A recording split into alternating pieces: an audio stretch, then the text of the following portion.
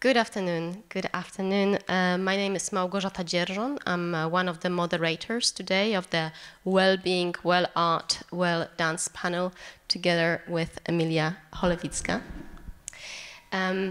So responding, just a few words of introduction, responding to the invitation from the festival about moderating this panel. Our desire here today is to create a space where we can discuss the dance makers' well-being from multiple perspectives. The key to this scenario and to the structure that we want to create for today is a conversation that we've had with our panelists in preparation for today, where it was highlighted that we have a great number of perspectives coming from different experience, from different perhaps specialisms in dance, from different geographical areas where panelists are working.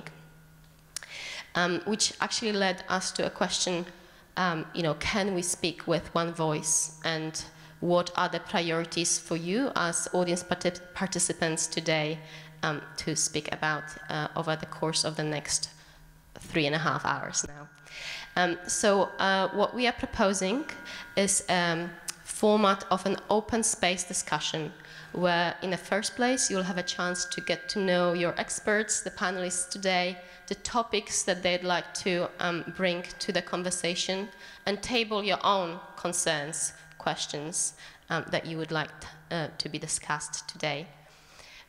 We'll then break into smaller subgroups for those discussions. And yeah, I've already mentioned a little bit about the diversity and kind of, the many different voices and perhaps the differences that we have already in the room, but also very quickly some assumptions about what we have in common. And I believe that is our shared concern for the well-being of dance makers and dance, and our passion for dance and movement, and the desire to experience the process and dance in a social way. So we will also invite you to take part in short movement activity led by our panelists, and in a short meditation session led by Erin. So without further delays, I will hand over now to Emilia to introduce our panel. Hi, good afternoon. It's so nice to meet you here. So let me quickly introduce our experts. So first, Paulina Wycikowska. She's a PhD holder and assistant professor and the head of dance department in Poznań University of Physical Education. She's a choreographer, academic teacher, dance instructor, dancer, and an art therapist, and I think we all know her here. Okay, let's move on to Erin Sanchez, coming to us from UK. Erin is an advocate, an educator, and research specializing in the physical and mental health of dancers. Erin is the co-author of the book Performance Psychology for Dancers, and conducts empowering dance courses for teachers as well as workshops for dance professionals and students. And she is the one to address all the well-being topics in UK within dance industry. Then we have another UK coming expert, Amy Draper. Some of you might know her already from yesterday's workshops.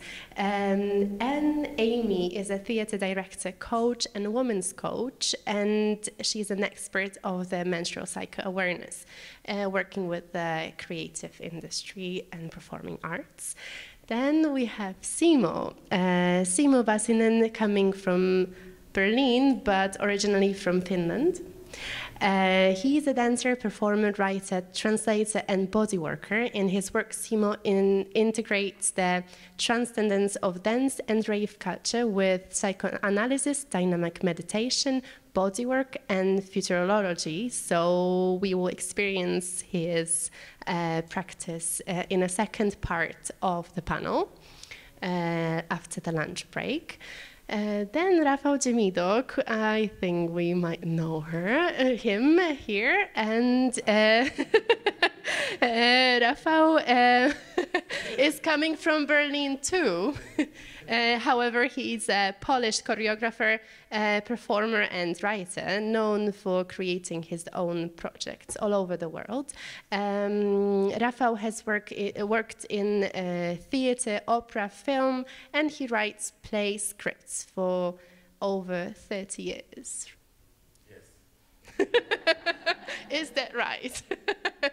And then Marta Wołowiec, she's gonna have her spectacle shown today, but she's with us now. She's a performer, choreographer, dancer, educator, and dance manager settled in Kraków. And myself, I'm Emilia Cholewicka.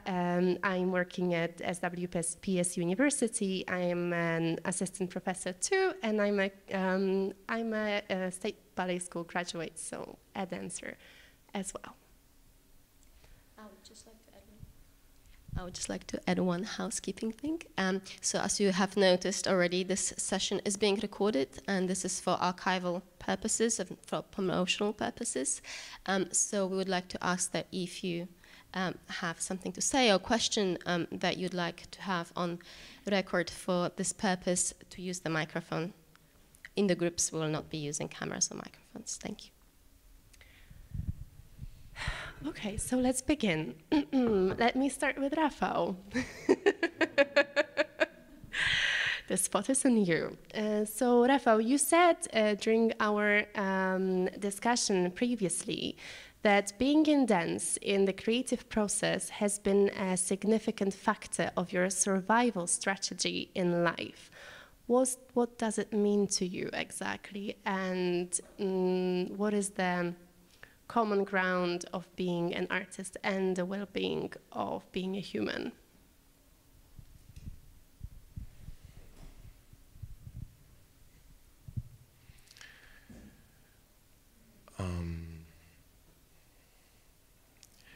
Well, before I answer that, or at least attempt to answer that, because I'm hardly an expert on anything, but I've been in the arts for a very long time.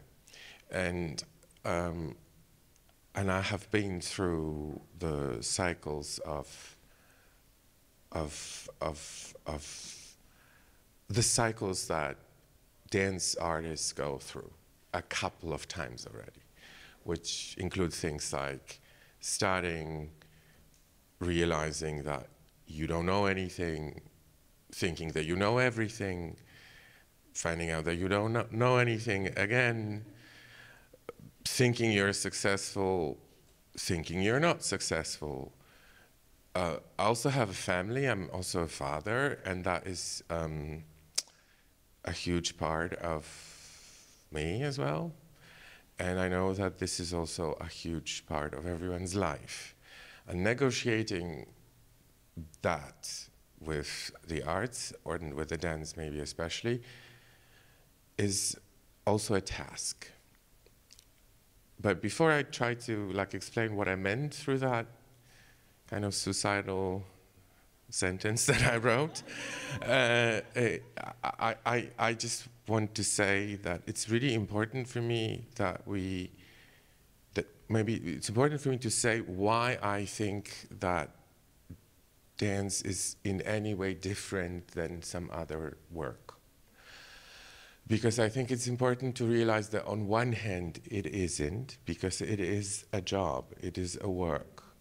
On the other hand, it is. And the difference, to see the difference, is the beginning of seeing what the needs can be. Because if you see what makes you different from a bus driver, then you can sort of assert your needs, or your potential needs, or your potential problems. And I think that, of course, there are many things that we could say make dancers special, or dance crowd, dance people special. But even the word special is already kind of wrong, because what does it mean special? Special, how special? But I would like to point out a couple of them. First of them is the language that we use, which is a military language. So dancers fight. Dancers struggle, dancers win or lose. And this is already an enormously stressing factor, because there are jobs or there's lives where people do not engage militarily. They're not on the battlefield. They don't fight the passing time. They don't fight the system. They don't fight anything. They just go to work and come back. And when we speak of ourselves, when we speak of our work, regardless if it's managers or if it's curators or if it's artists themselves, we'll always use the language of the battlefield. And this is not irrational. It is completely logical that we use this language. So my question would be, why is that language so incredibly stressful?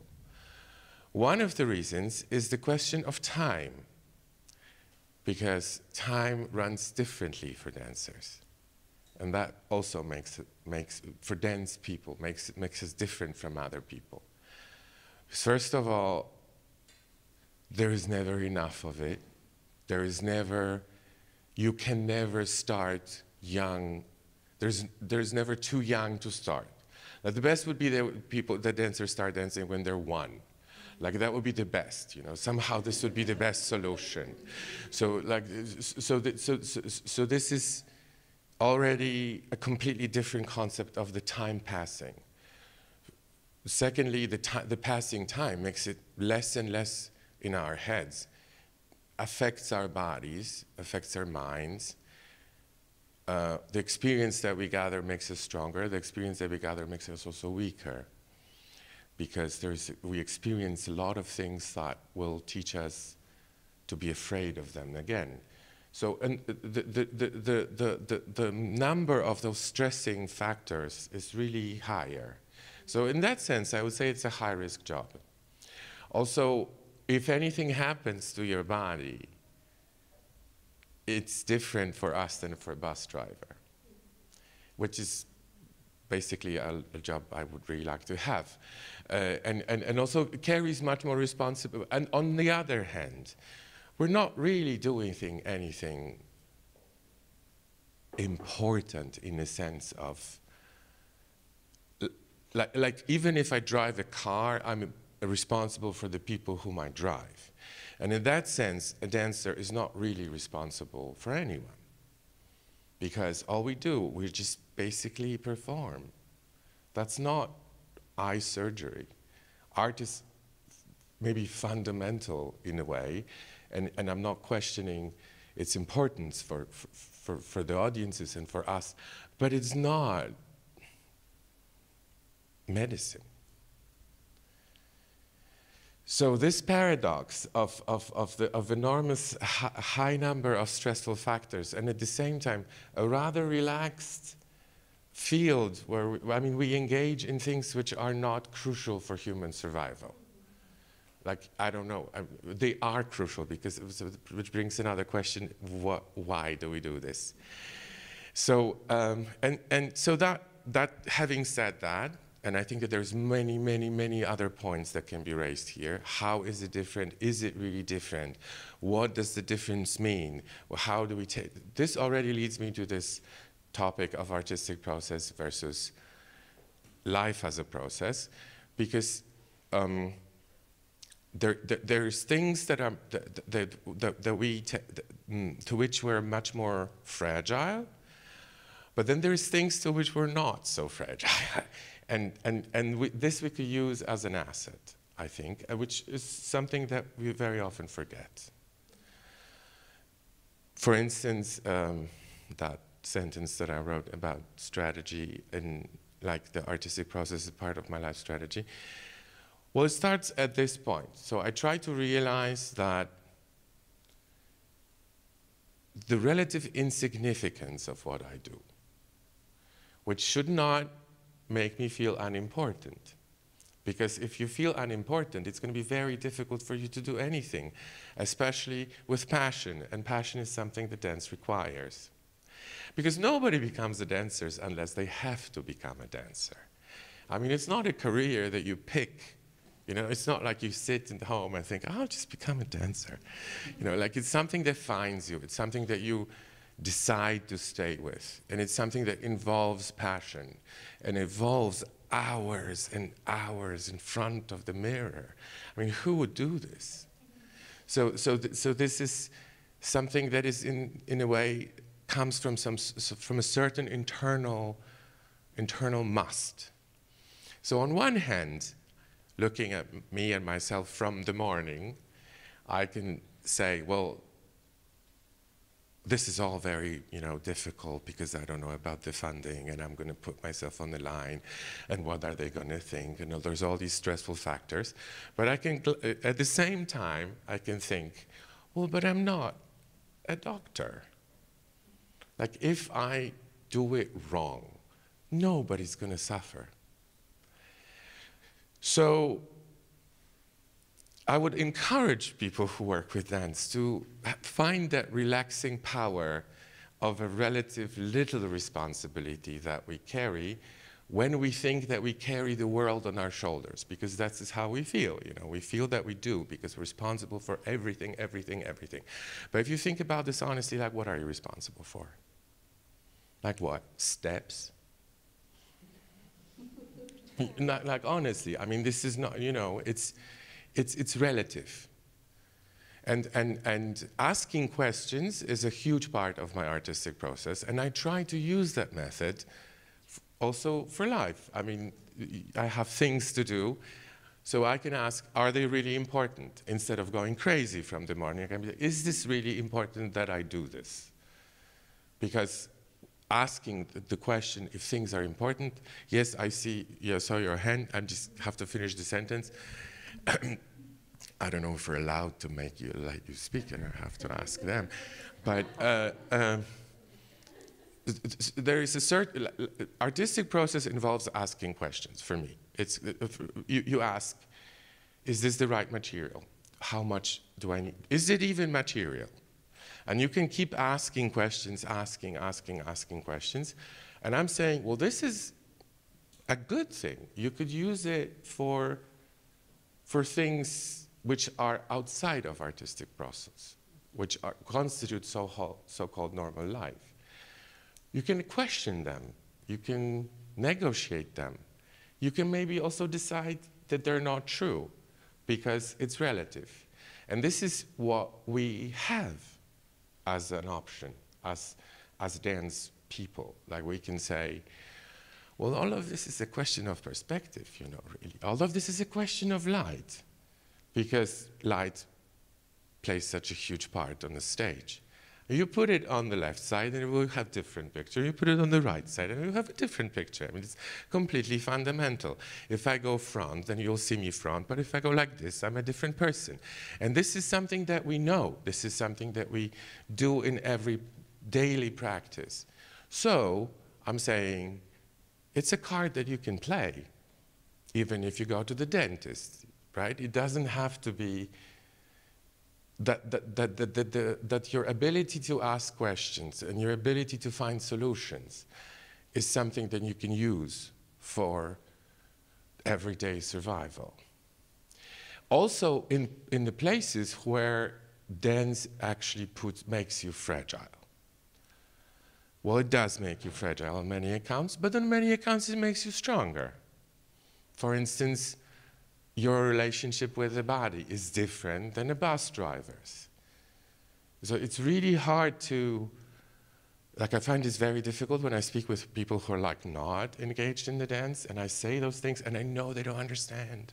I'm like, you have to just breathe, put air in it. And they're like, what? But there is no air in my shoulder. I'm like, no, there is.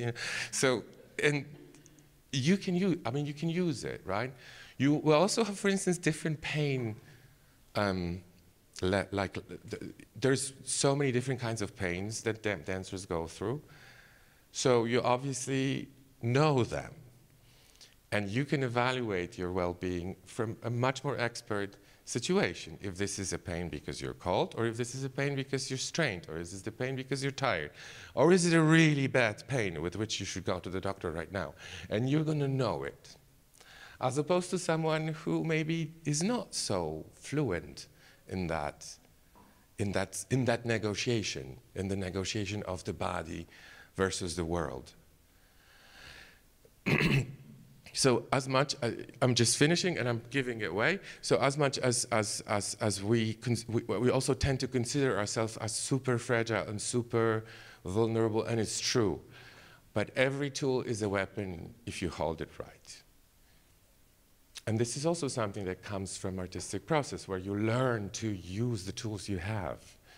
Because if I don't have any funding, I will not ask 20 colleagues to join me, and I'll just make a solo, which is a natural thing for us.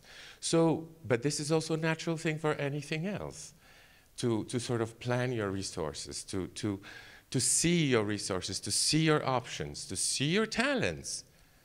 And I know that you wanted to take it away from me. Please do. No, I do want to hear more, and I think I know there will be an opportunity to discuss that in more depth. There was a question here that I would like to take right away from the public, and then we can break into the groups later to go a bit deeper into. Thank you. No, I was just thinking, like, aren't we really responsible for the people that we work with when we are leading the group, or like just basically some people that we're teaching, for example? Of course. So it is the kind of responsibility for us, like stressful pressure. Yeah. Am I allowed to answer without a microphone? No. Thank you. Rafał, please. Thank you. And then I'd like to. Of course we are. We're not only responsible for the people we work with, we're responsible for the people that we work for. We're responsible for the language that we pick. We're responsible for all of this. However, and this responsibility makes us go crazy, puts us under pressure, makes us lose perspective. However, this responsibility does not include being responsible for other human life. And that's what I'm trying to say. And there are jobs which do include that. Because if you're a bus driver, you are responsible for the, 60 people that you drive. And we don't have that. We are responsible for so many things and for so many people. And this responsibility is overbearing. And it's really too much. At the same time, this isn't war. We talk about it as if it was war. We talk about it as if this was battlefield, and you were the general, and this is your army. It's not true. It is true, yet it's not true at the same time. Because dancers have to be strong, and they have to be flexible. And it's not possible, technically. You're either strong or you're flexible. So to learn this impossibility of things, and this is something that we learn from the first dance class till your last dance class. You'll be required to be able to do these two things, to be present inside and to be present in a space. This is not normal. So this kind of dichotomy is something that you can really use. You are responsible. At the same time, this is not brain surgery. It's just theater. Nobody's going to die. Can I make a quick comment? Thank you, Rafa, for this wonderful monologue. I very much agree with you. And I would also like to think that if we compare constantly dance and art to sort of like everyday functionalities in society, there's a risk that we enter a dangerous zone where we really don't, where we put all functions in society on the same timeline, on the same perspective of time, on the same resonation with well-being and even lives. Because we also, I'm sure here in Warsaw, as much as in Berlin and Helsinki, my other hometowns, we realized in a very brutal way what happens in society when we take away overnight movement, touching, and seeing other bodies, being with other bodies in a room, which I think is very much related to vitality and even life.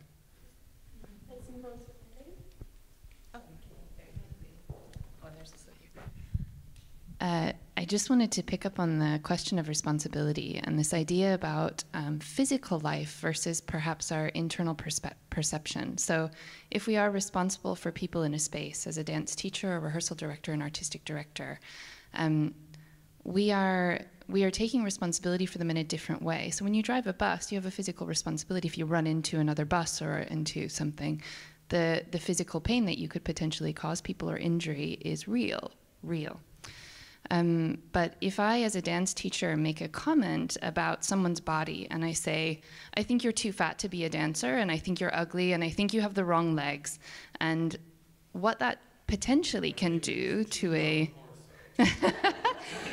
what that potentially can do is injure someone psychologically. And there's evidence to suggest that that injury is not just something that heals quickly. It's something that people can carry for their whole lives. And where does war come from?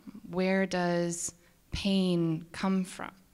It comes from a perception of the world and a perception of ourselves. So if I hate myself because of experiences that I had, well, does that lead me to behave in a certain way towards myself or towards others? I think we do have that responsibility, and I think the words that we say, the way that we engage people, particularly when we're in positions of power, is a huge responsibility. So just a counterpoint to that to think about. Thank you. I think this is a huge topic that I'd like to come back to in a moment in smaller groups. From myself, I'd just like to add a short comment. I have worked quite a lot with dancers as a dance teacher, but also with architects in a sort of multidisciplinary way. And I think the greatest difference I've noticed is that when as teachers, tutors, we comment on their work, we refer to a drawing or to a model, we're not referring to a body. And I think that's why we're having this discussion here today, because these boundaries are blurred.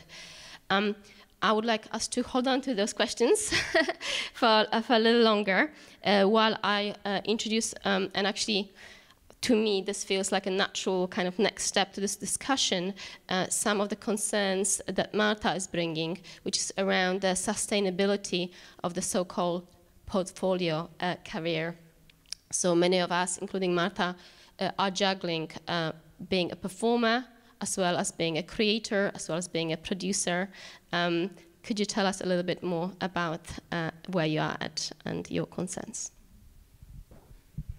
Thank you. Yes, before when we talked about the theme of the panel, I was, for a long time, I'm thinking about the idea of the sustainable development in our career. And I thought that it's like a beautiful concept, which I would love to develop for myself and also somehow implement in my life, but it's completely impossible. And even if I thought that it would be nice to speak about it, but then the autumn came to Poland, and autumn in Poland is a very specific moment when we have many projects which are working at the same time, and then I started to think that it's not a good idea that I would speak more about it, because exactly I'm in the opposite position of this concept right now. And I was also wondering why I am involved in so many things, and it's very demanding, it's very exhausting. But the problem is that I also, like, in my office, we wrote the sentence, which I said recently, I wanted to say no. And I didn't do this because these proposals were really nice, and they are not often. We don't receive many good offers for the job. And if we finally get them, we don't want to say no, we want to take them. And then there is a moment that's like for the half of the year, we can have rest, we can like thinking what we would like to do and have the moment for ourselves. And also there are some stressful moments when we really, we don't know how the future will look like. And then finally, because of trying to get something, we finally get something, and then we are involved in many, many different things. And as I said, we don't want to say no. And this is the moment when I am right now. And I would love to have the space, and also like the future, which I could think that maybe it will look a little bit different. But thinking about the whole stage of Polish dance scene, it's like, for me, it's impossible even to think how to survive, how to create this concept and follow it.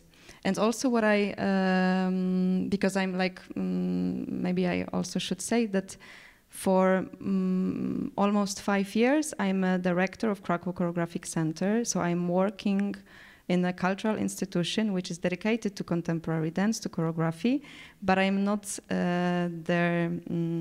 My profession is not a dancer or a choreographer. I'm a culture manager. I'm director of this organization. But I am also at the same time independent artist, doing my own choreographies, performing with different artists. I can also use some sources of the choreographic center to work there, but I also work with the different collectives. And it also, I have a contact with people. And also because of that, I think that I have a little bit two perspective, this being independent artist and with a stable position. So the stable position gives me a lot of stability. I also think that most of the time I'm thinking why I am there, and I'm like, okay, maybe because in the future I would love to be a mother, and I would like to have the children and have this own like space that I can really survive and have the family. And without it, I completely don't know how I could make this decision to be a dancer and to be a mom. Yeah. Yes, so this is one thing. Another, what I also have heard from you, and I wanted to add that for me, the big difference with artists, and especially dancer performers, and other artists is that, like, when we are in the creative process, or generally we work with our body, and it's very difficult to distance ourselves from the tool which we have with us all the time. And if we represent our work, our body represents our work. So it's like we perform, we create something, and it's very difficult to distance ourselves from what we've done, because we are like grabbing all the time ourselves. And for me, it changes everything. Even like the memory of the process, which we still have in our body. And what I think that maybe would be more interesting for you, and I could also say something more about being in many different creative processes. And what I am trying right now to observe is to help myself to be there and to take care about myself during these creative processes, because I know that it's like a moment when it's like a full focus of ourselves is dedicated to this period, and we really need a lot of support. And we can also ask for the support from each other, from our friends, from the family, how we can take care about ourselves. And I was thinking that very simple solutions could be, this is my last experience, how clearly at the beginning you can share all responsibilities in the team. Who is responsible for what, who is gonna make which decisions, that you can share all the rules that, like for me, what is really important, that I'm gonna be honest with you. As a choreographer, I also started to work with other dancers and dramaturgists, musicians, that if I have some doubts, I will share these doubts with you. If you have some doubts, please share them with me. Or this is like my new incredible discovery, that during the process, I could say, I don't want your critic right now. I need support. I want to try something different. help me get there. Don't give me the critic. Like, this is not the right moment for that. Yes, and what's like, if you will also come today to see the piece which I made, it's like 3 years ago I made this solo. And the first sentence which I start the description is that whatever you create will be influenced by the energy you carry inside when you create it. And this is like the sentence for me for the whole creations, that if you start to observe the process really carefully, and that you, at the same time, you are the participant of the process, but you can also be the witness of the process, then like this energy which you follow and which you, like, you can all the time ask yourselves, what do you need right now? What, like, if you, as you said, if you need the rest, like, if it's really important, take rest. Like, say people that today is off because you need this time, or if you need someone to come and watch you, then you can use it. Like, really follow your needs during the process, because as I said, we are involved in them, and after that, like, the life when we stop being there, it's completely different, and it's really difficult to come back to the reality. And I think that we don't speak about it, how we really can help ourselves during this very specific moment. And it would be nice to concentrate on it more. Yeah, that's it for now. Thank you, Marta. No, I'm just going to thank Marta for her comments, and just a quick one here from me. A lot of questions here open about stability, again, boundaries, responsibility, but also responsibility for oneself to be able to say no to untimely feedback, for example, that I think maybe many of us can relate to, so we can again bring to the discussion. Thank you. I just want to address like what you guys said to respond, and what you said, quick to like what I said, sort of like, so kind of like take it and like go on with this. What I was trying to say is that the light you put on things will change their picture, and all of this is true, meaning we are responsible for so many things. We also go through training which makes us humble and silent. We follow the, like, if a teacher comes to you and criticizes you, we're happy, which is what most people don't understand, that this kind of attention is a sign of appreciation, because if he doesn't have anything to say, he just won't come up to you. At least this was my training. Maybe it changed right now, but my training was based on that kind of idea. If you're criticized, then you're happy. So that does something to the brain, that does something to the soul, that does something to the body, that makes you feel over-responsible, that makes you feel small, but at the same time you have to be big. And all those pressures are huge. And on top of it, are we even important to anything? Because in the system of the arts and in the system of financing the arts, first of all, is art important for anyone? That's a question that every artist would ask. Secondly, is dance important to anyone? Well, that generates a lot of problems that we have to face.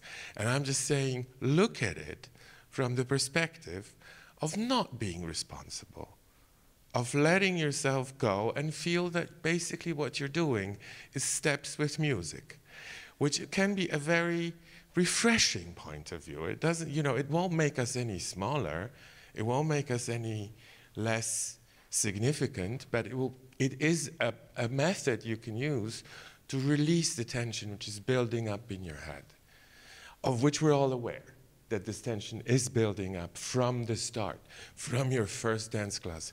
You will be under pressure. And that is, like when you say assess your needs, so many dancers cannot assess their needs. They don't even know that they have needs. And all I'm saying is that, well, if you look at it from the point of view of not being a pilot, that might make you see your own needs as well, which is a trick of changing the lighting, not from the right side, from the left side, because balance is what we need. And another thing you raised, and I think it's a very important question, is the question do we feel important? Because we have to feel important. Now, how do you make yourself important? And how do you at the same time not make yourself arrogant?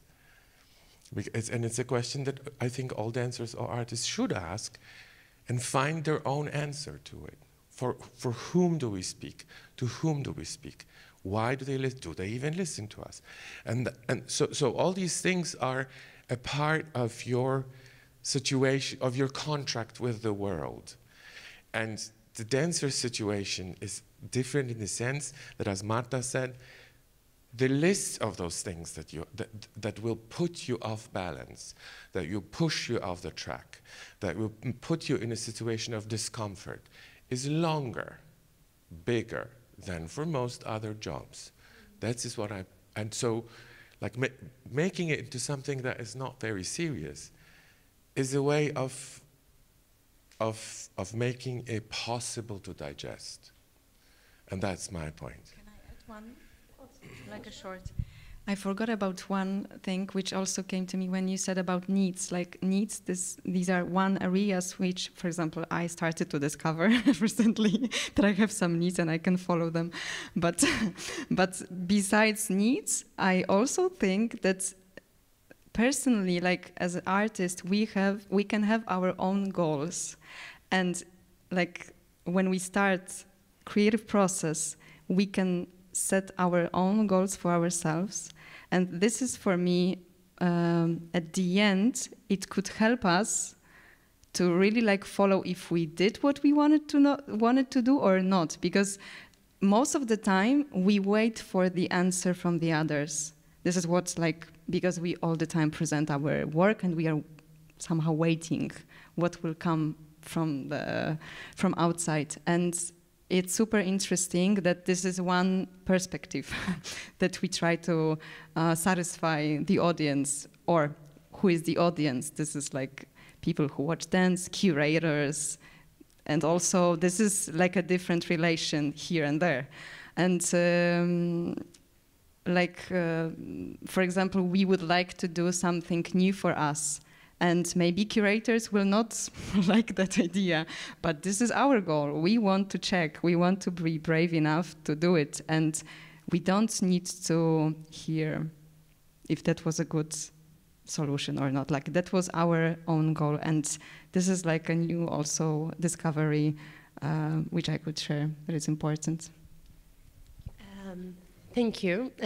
So let me put another perspective to it. Well, firstly, I'm a dancer, but also I'm a researcher. I'm a culture economist. And most of the time it's very fulfilling because I feel like my life is very diversified. But on the other hand, it feels like schizophrenia many times because I have so many roles, I have so many different perspectives and many expectations towards me that are very, very different. And so let me look at those problems from the economics perspective. So first of all, what is the most important asset for a dancer when we think about the market? It is the body. So basically, we're constantly at work, because we're constantly within the most important body for us. So it's very difficult to put the boundaries, right? Because we're constantly, like, let me use the metaphor of the bus driver, we're constantly with our bus. We're constantly driving the bus. So we're constantly responsible for the most important asset. And another thing, we've been doing a very big research in 2018, actually following the British study. And it turns out that within the labor market, one person is responsible for 2.5 professions. So the multi-professional index is 2.5. So basically one person can be a dancer, a choreographer, and a singer, for instance.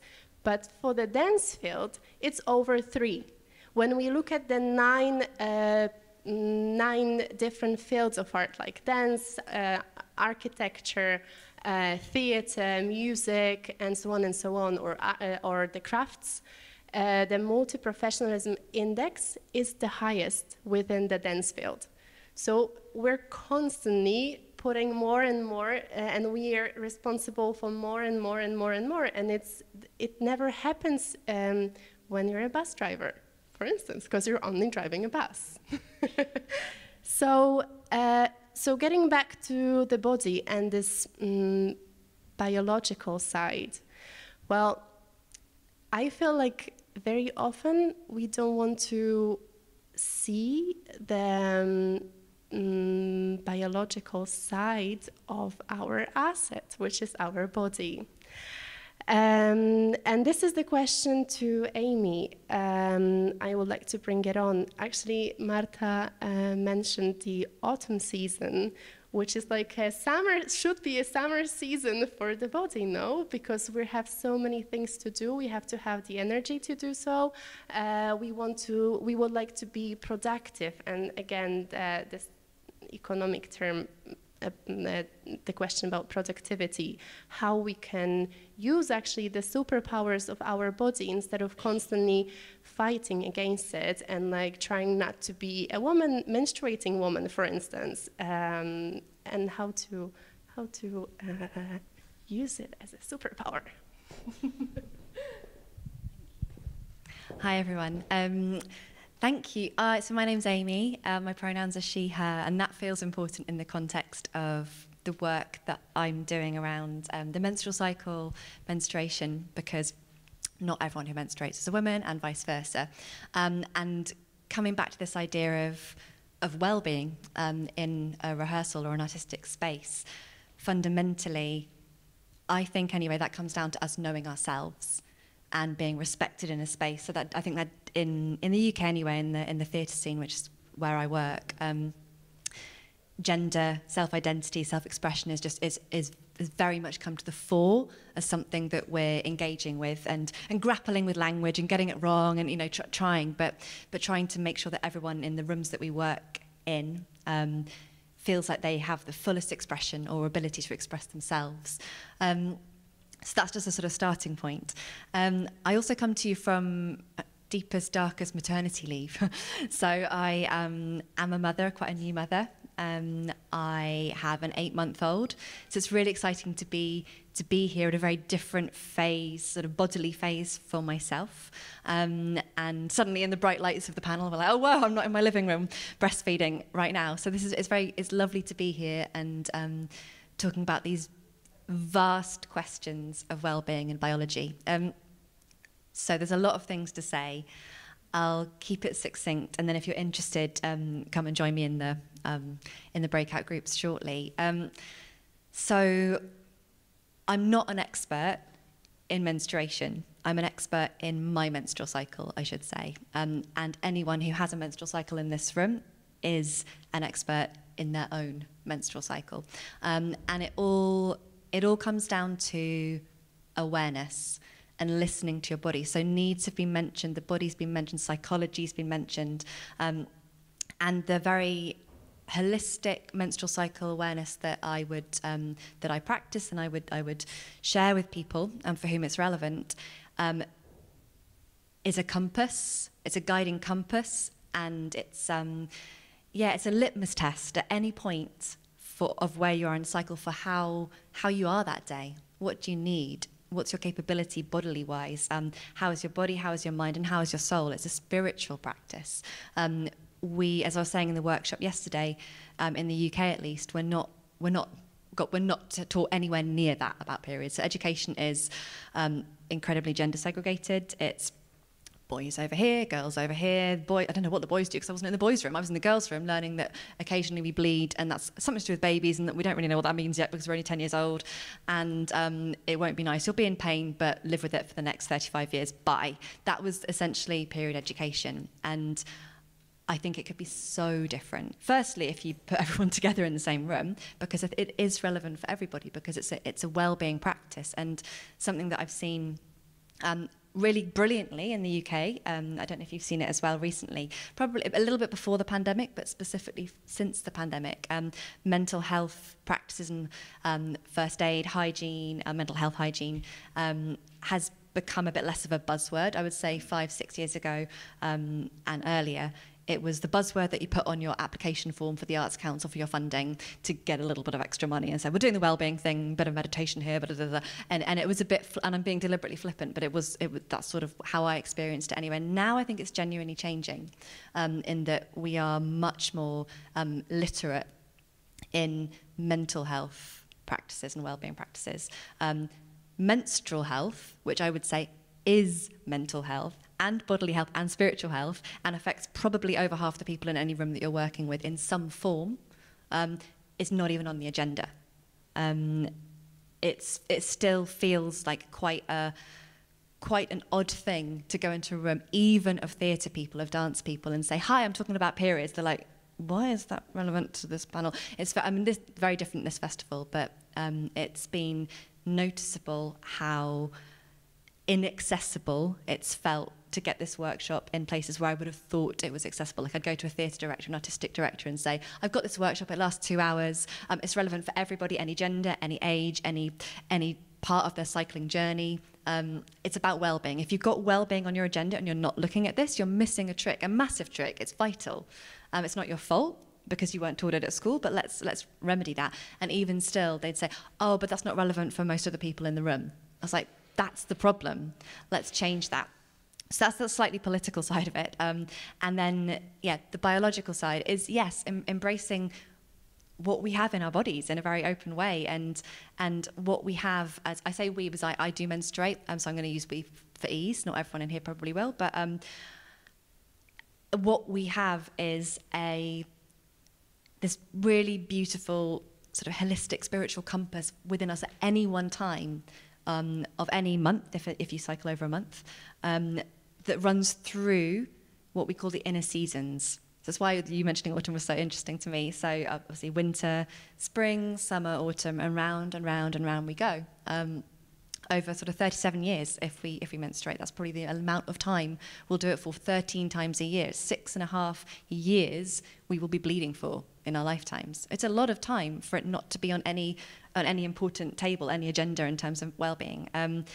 And what access to understanding of yourself and these seasons gives you is, guide is probably the best word I can think of, just a real internal guide as to how you are that day, what you need, what you can do, where your superpowers are, because every season, even when you're bleeding, gives you access to different superpowers and different things that are challenging, for sure. But knowing this about ourselves, firstly, it all starts with the self, doesn't it? Can change the game personally, and I believe professionally.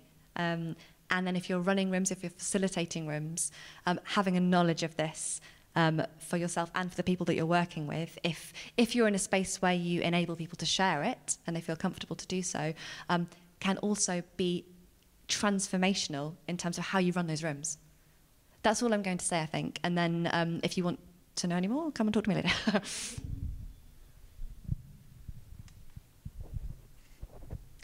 Thank you, Amy.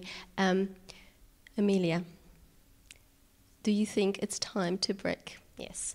So perhaps before we do, yes, I will take any questions from the audience that you would like to additionally bring to those breakout rooms. We have 3 more experts from whom we haven't heard yet today, and we'll be speaking with Simo, Erin, and with Paulina after lunch, so please come back. And we will have a little lead into the breakout rooms with Erin, with her meditation session. And before we do, I'd love to take your questions. If anyone would like to use the board and address some questions or problems, please feel free to do so as well, so we can have like a mind map a bit. Thank you. So I have a question to Marta, but I think it's a question about a creative process. So you talk about that we are forget about relationship with ourselves. Is something like this in a creative process, that we are have a relationship with people whose we work. We have a relationship with the audience, but we are forget about ourselves. Yeah, it's something like that.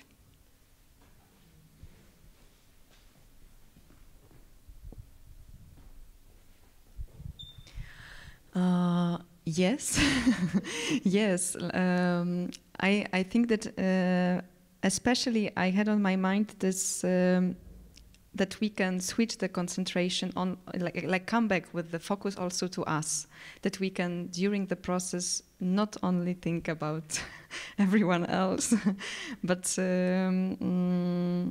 that we can really remember about ourselves, what we need during this time, and how we can help also, how we can take care about ourselves during this moment. Because like for me, this is very demanding period. And also, especially I think that Poland somehow make it even harder because of the time, how quickly we need to create something. Like we have often 4 weeks, 3 weeks, depends on the project. And the pressure is quite strong over us, and everyone will come because you got the project and etc., etc. But we know that there are not many projects, and also if we finally get them, we want to make it as best as we can, of course. But still, like this is it. This system makes the pressure, and we often forget about that we are still a human there. And it's important to remember that it's like the final effect, of course, it's a part of it, but this is the final result. That everything what's happening during this time, for me, it's even more important, and like the whole knowledge which you can get from the time. And sometimes the success of the piece, of the final effect, will come from this. I don't know how you felt during this time. If you took care about yourself, people with whom you worked, if you created a good environment to work on this theme, because it depends also on the theme. I was working recently on the piece which was dedicated to pleasure. And I got to the point that I was super stressed because I was trying to do something different. Then everyone knows me. And that's why I was also like a little bit shy. Oh my God, I'm gonna present myself if I am too brave, enough brave to make it happen. And then I felt like this really one moment that I was completely like tensed. And I was like, stop, like what, why are you there? What do you need right now? Like what is the, you wanted to work on the pleasure. You cannot work on it in this kind of state. It's like completely, another time, opposite like feeling.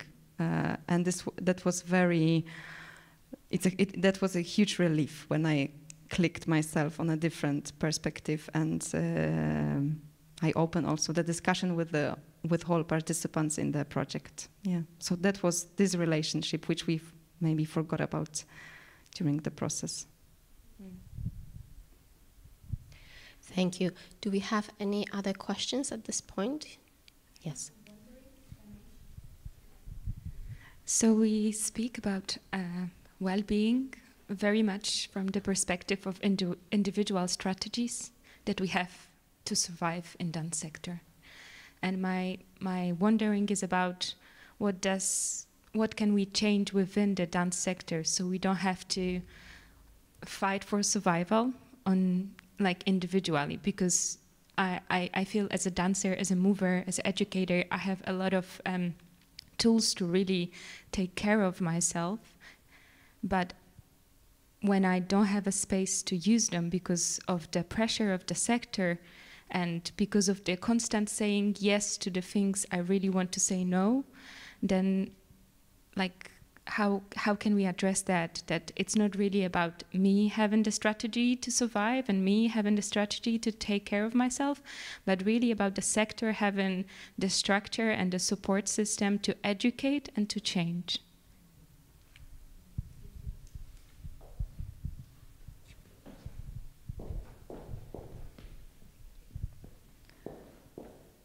I'm sure we all have a lot to say on that. I'll just begin by saying that I think it is absolutely, if we take the idea of the light that we shine on it, I think that there is a light that would suggest that there is a personal responsibility, an individual skill set, tool set that we can use to enable our well-being. And I think that that is in some ways about being human. We are all humans. We are all negotiating our biological, psychological, physiological, sociological environments. And there are certain tools that we can use to enable our well-being within that context. But within our bubble of the profession of dance or the study of dance or the engagement with the art form of dance, there are also structural components outside of us, out with our control, that are impacting on us. And I believe that if we take the conversation as only the individual responsibility, we can also unintentionally suggest that there is no responsibility in that system. I suppose my question, my provocation is always, who is holding the responsibility for that system? So I really love Rafael's kind of contribution that we are bringing with us a perspective. And so if my perspective is that the art form is broken, and I'll talk more about that this afternoon, that when I am in spaces, I communicate that the art form is broken and that we are intentionally harming the well-being of the people within the art form by the way that we structure it. Am I perpetuating that brokenness because I bring that perspective? So there's a responsibility, I think, for how we're all creating our structures. But I think there's also a recognition to funders, to programmers, to governments, that they need to create effective structures to enable well-being. So that is my very brief kind of touch on that, but it's a huge, huge topic, and I want to give other people a chance to respond. Can I say something very quickly? I know you don't believe that it will be quickly, but it will be quickly.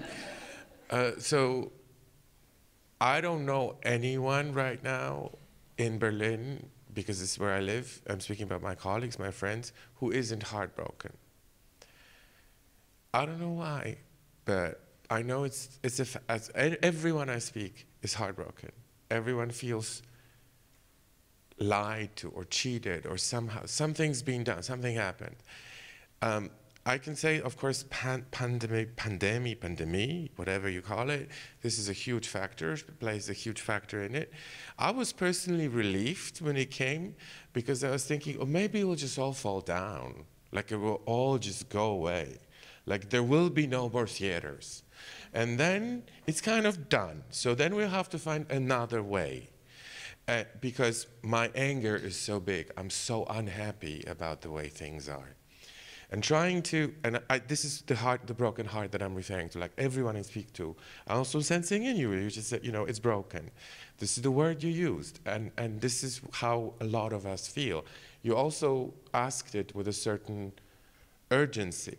You know, there's a certain urgency in your voice. And I think I can't answer this question, but I've been trying to answer this question for myself. And I think that it's important to establish the importance of what we do, which I know that it's maybe the opposite of what I was saying, but importance and responsibility are not necessarily together. They don't have to be. The importance of what we do, not only for ourselves, but also for other people.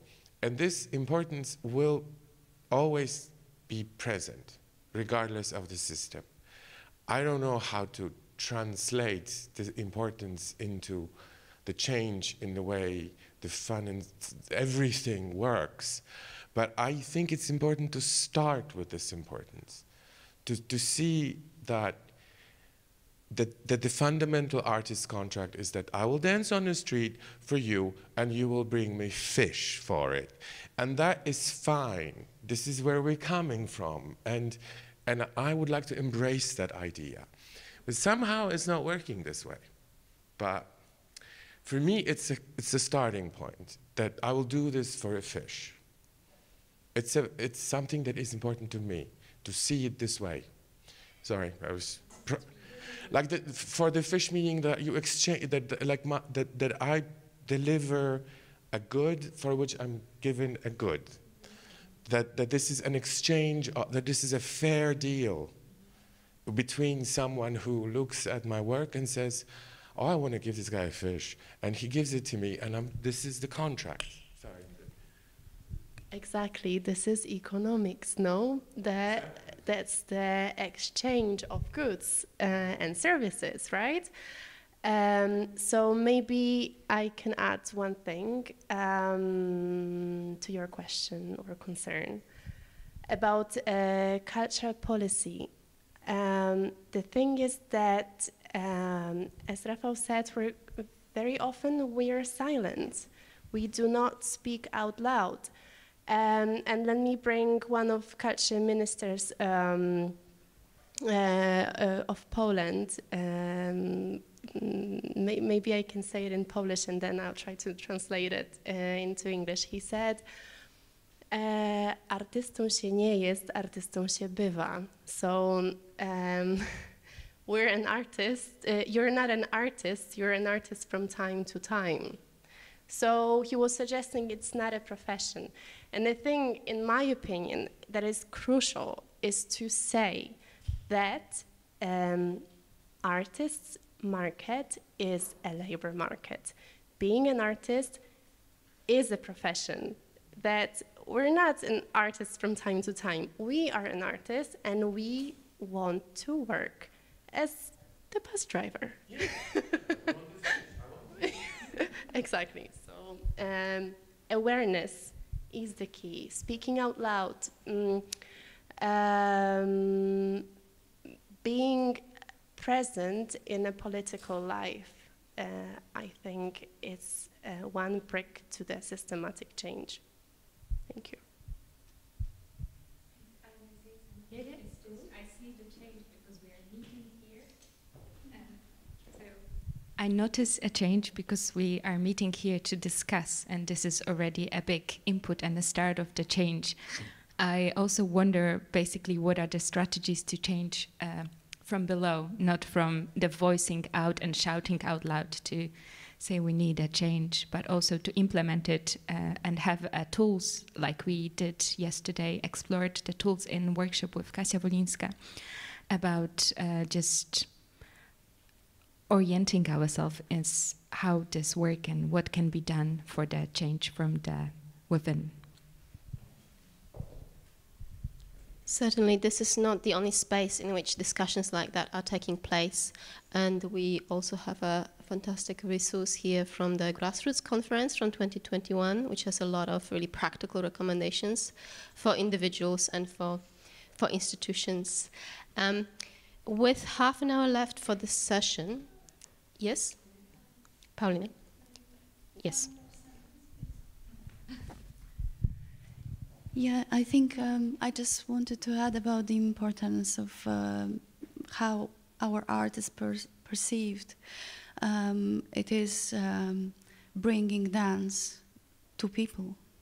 It's the popularization of dance on all levels. It is bringing dance to schools so people experience it, not only watch it, because then they can watch it and then they can appreciate it. Yeah, this is what I believe. Thank you, Paulina. So I'd say that on that note, let's maybe participate.